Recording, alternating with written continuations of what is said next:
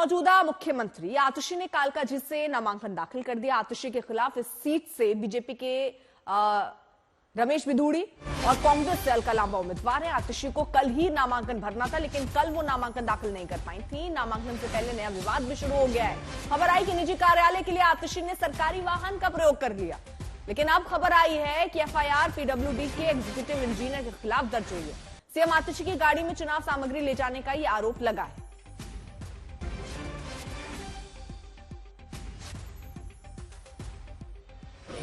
इस मकर संक्रांति पे मैंने कालकाजी विधानसभा से अपना नॉमिनेशन फॉर्म फाइल किया है और मुझे पूरा उम्मीद है कि जिस तरह पिछले 5 साल से कालका जी के लोगों से, कालका जी के बुजुर्गों से, महिलाओं से, बच्चों से मुझे बहुत प्यार मिला है, उसी तरह से आने वाले चुनाव में भी मुझे कालका जी के लोगों का आशीर्वाद जरूर मिलेगा।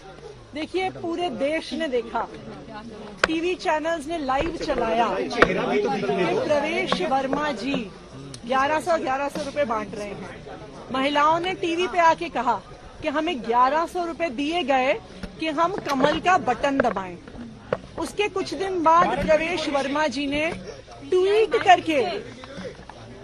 करके ये फोटो पोस्ट करी कि वो हेल्थ कैंप कर रहे हैं और चश्मे बांट रहे हैं। थोड़ा नीचे कर लो। उसके बाद वो किडवई नगर के इलाके में चद्दर और डबल बेडशीट्स बांट रहे हैं अपने नाम के साथ। उसमें इलेक्शन कमीशन को कोई भी आचार संहिता का वायलेशन नहीं दिखता। आशुतोष हमारे साथ, हमारे सहयोगी इस वक्त जुड़ चुके हैं और जानकारी के साथ। आशुतोष, जरा ये बताइए, पहले खबर तो आतिशी को लेकर थी कि उनके खिलाफ एफआईआर है, अब क्या खबर आ रही है कि एफआईआर पीडब्ल्यूडी के एग्जीक्यूटिव इंजीनियर के खिलाफ दर्ज हुई है?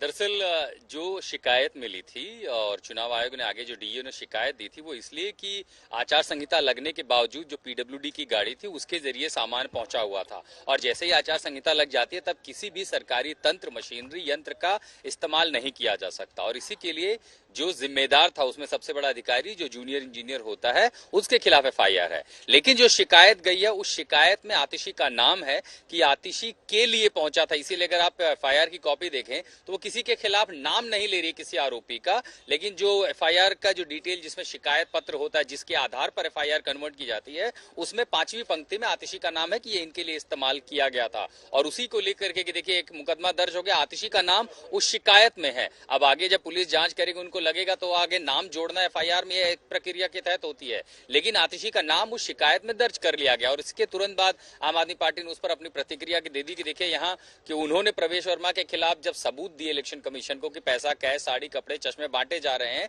तब तक तो मुकदमा भी दर्ज नहीं हुआ और वह आरोप लगा रहे। देखिए यहाँ तो एसएचओ से लेकर के डीएम तक बीजेपी के साथ मिले हुए हैं, कार्यवाही नहीं हो रही है और यहाँ आम आदमी पार्टी के नेताओं के खिलाफ देखिए आचार संहिता के मामले हर चुनाव में दर्ज होते हैं अलग अलग पार्टी नेताओं के खिलाफ। तो अभी तो प्रचार की शुरुआत आप समझिए हुई है, पीक तो 18 तारीख के बाद होगा, न जाने भी और कितने एफआईआर अलग अलग एक दूसरे के खिलाफ आचार संहिता के उल्लंघन की शिकायतें देंगे। आप देख रहे हैं आम आदमी पार्टी के नेता लगभग हर रोज चुनाव आयोग जा रहे हैं, बीजेपी के खिलाफ शिकायत दे रहे हैं जो आचार संहिता के उल्लंघन की, वोटर आईडी डिलीशन का मामला हो रहा है और यहाँ पर चूंकि बड़ा मामला ये है कि सबसे बड़ा चेहरा दिल्ली का मुख्यमंत्री, उनका नाम शिकायत में दर्ज हो गया है। ठीक है, बहुत बहुत शुक्रिया आपका तमाम जानकारी के लिए।